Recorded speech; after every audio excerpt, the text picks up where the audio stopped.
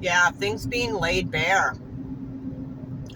Just everything is so like, wah, wah, like, look at this. This is wrong. This is not okay with the soul. Like, for instance, my daughter is in a psych place, or waiting for a psych placement right now. And I feel like so much of what has happened to contribute to her seeking one, which she sought herself, is not her fault. It's like the collective dumping of our unwillingness to look at our own shadow, not just, personally, but like societally in the systems. Like, what are we doing to these people that have like disabilities, that come in with disabilities? And that whole term is another whole discussion.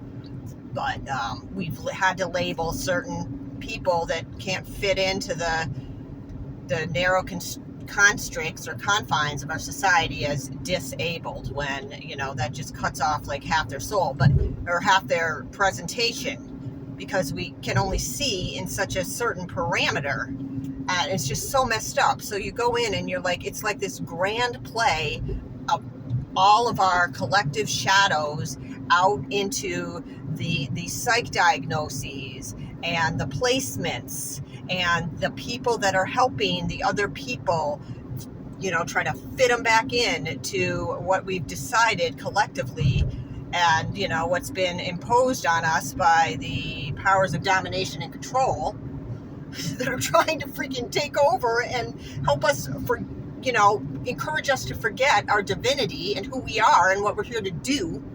Yeah, I know I'm crazy. It's been a lot. It's a lot when you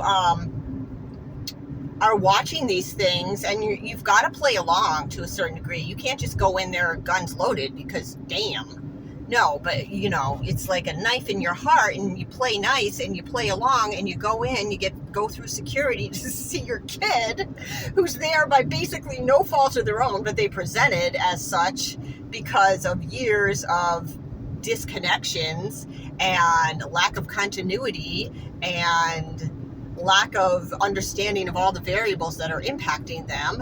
And I take some responsibility for that, absolutely. You just don't know what you don't know, and we collectively as a society don't know what we don't know. But when we continue to deny the reality of what is right in front of us and try to cover it up and band-aid it and put them in psych wards and group homes and prison, and instead of like all of us embracing our own, what I want to say is brokenness, our own shadow, what we got in here that is really happened for reasons that if we could just sit with it, if we could just look at it and give ourselves compassion for not having the resources and doing the best we could with the information we had at the time, and just forgive ourselves and quit projecting it outwards like we're not part of it, because we're all of it. So we have to take responsibility for the whole freaking thing.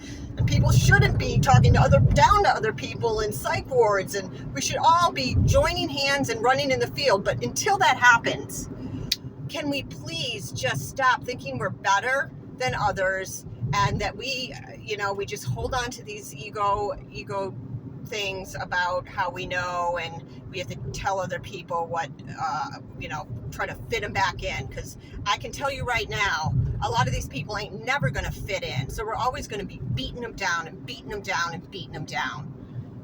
And it's just hard to watch it, because you've seen the thread, you've seen the development of it and how it happens. Like, I'm sure any, like, say, for instance, a criminal's mother, she sees, and maybe she doesn't understand that her son was, vaccine injured or had some other issue that she didn't understand. So she had to kind of take on a little blame, hold a little bit back from her heart. But anyways, I think a mother always knows the thread. They know the development, they know the history, and damn, it's breaking our hearts. It's breaking our hearts. It's letting our hearts be broken and speaking up about it, because I can't be quiet anymore.